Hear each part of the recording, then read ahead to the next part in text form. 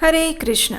सूर्य ग्रहण एक अत्यंत महत्वपूर्ण घटना है जो कि न सिर्फ खगोलीय रूप से अपितु आध्यात्मिक और वैज्ञानिक दृष्टिकोण से भी विशेष है। वर्ष 2025 का पहला सूर्य ग्रहण बस कुछ ही समय में आने वाला है। इस बार वर्ष में 4 बार ग्रहण लगेंगे, जिसमें से 2 सूर्य ग्रहण और 2 चंद्र ग्रहण होंगे। तो चलिए आज के इस वीडियो में हम देखते हैं कि इस बार वर्ष का पहला सूर्य ग्रहण कब लगेगा, इसका सूतक काल क्या रहेगा और क्या भारत में भी ये दिखाई देगा या नहीं। आइए आने वाले सूर्य ग्रहण के विषय में विस्तृत जानकारी प्राप्त करते हैं। इस बार का पहला सूर्य ग्रहण लगने वाला है 29 मार्च 2025 शनिवार के दिन। ये आंशिक सूर्य ग्रहण है, जिसका अर्थ है कि इस दिन संपूर्ण सूर्य पर ग्रहण नहीं लगेगा, अपितु सूर्य के कुछ ही हिस्सों पर चंद्र की छाया रहेगी। ये ग्रहण लगने वाला है चैत्र मास के शुक्ल पक्ष की अमावस्या तिथि पर। भारतीय समय अनुसार ये ग्रहण दोपहर 2:20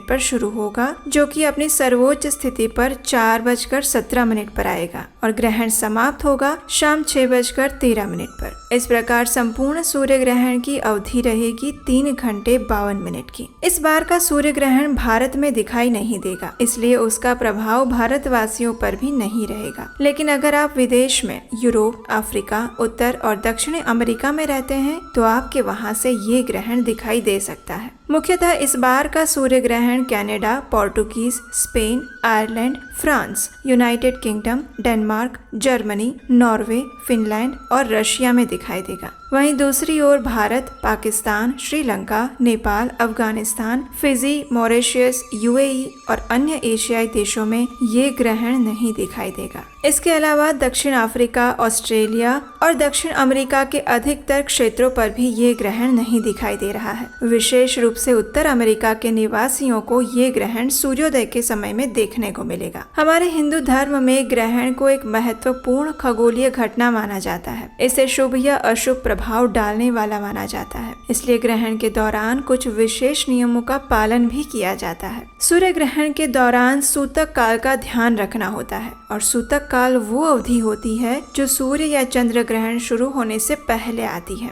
सूर्य ग्रहण से 12 घंटे पहले सूतक काल आरंभ हो जाता है। तो इस प्रकार सूतक काल इस बार रात 2:20 से शुरू हो जाएगा और ग्रहण समाप्त होने के बाद ही स्नान के साथ शुद्धिकरण के साथ ये समाप्त होगा। सूतक काल में मनुष्य को भोजन और जल ग्रहण नहीं करने चाहिए। विशेष रूप से गर्भवती महिलाएं, बच्चे और बुजुर्गों को सावधानी रखनी चाहिए। कोई नया कार्य या शुभ कार्य नहीं करना चाहिए। देवी देवताओं की मूर्तियों को भी नहीं छूना चाहिए। संभव है तो सोना भी नहीं चाहिए और ग्रहण के दौरान बाहर नहीं जाना चाहिए। सूतक काल के दौरान अधिक से अधिक हरे कृष्ण महामंत्र का जप करना चाहिए। श्रीमद् भागवतम, भगवत गीता इत्यादि धार्मिक ग्रंथों का पाठ या अध्ययन करना चाहिए। रसोई में सभी वस्तुओं में तुलसी पत्र रख देने चाहिए, जो कि इस ग्रहण की नकारात्मक ऊर्जा से हमें बचाते हैं। गर्भवती महिलाओं को ग्रहण के दौरान विशेष सावधानी रखनी चाहिए। ऐसा माना जाता है कि ग्रहण के नकारात्मक प्रभाव से गर्भस्थ शिशु को नुकसान हो सकता है। गर्भवती महिलाओं को इस ग्रहण के दौरान घर से बाहर नहीं जाना चाहिए। धारदार वस्तुएं जैसे चाकू, कैंची, सुई इत्यादि का प्रयोग भी नहीं करना चाहिए। इस समय के दौरान वे अधिक से अधिक भगवान के पवित्र नामों का या हरे कृष्ण महामंत्र का जप कर सकती हैं। तुलसी पत्र अपने पास रख सकती हैं और ग्रहण समाप्त होने के बाद स्नान करके पवित्र जल का छिड़काव कर सकती हैं।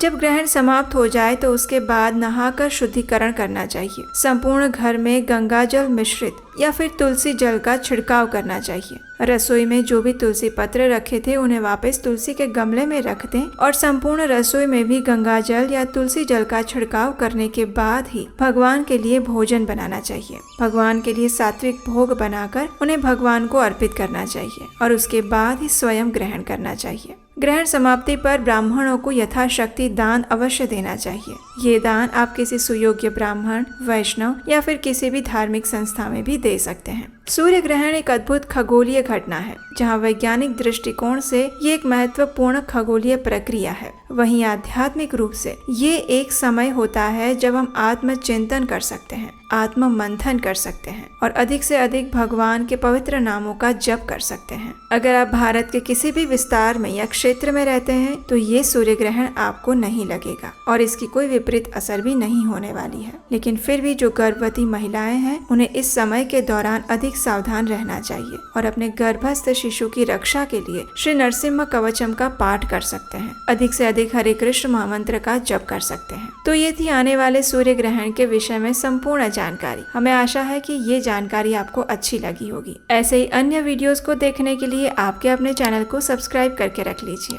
और अगर अभी तक आप हमारे व्हाट्सएप कम्युनिटी ग्रुप के साथ नहीं जुड़े हैं तो उसका लिंक नीचे डिस्क्रिप्शन बॉक्स में दिया गया है। हमारे व्हाट्सएप कम्युनिटी ग्रुप में हम कई बार ऐसी जानकारियां भी साझा करते हैं जो सामान्य रूप से वीडियोस में नहीं आ पाती। उन सबको प्राप्त करते रहने के लिए आप हमारे व्हाट्सएप कम्युनिटी ग्रुप के साथ भी जुड़ सकते हैं। और हम आपसे मिलेंगे ऐसे ही प्रमाणभूत वैदिक कथाओं, उत्सवों, त्योहारों और पर्वों की विशेष जानकारी और कथाओं के साथ बहुत जल्द।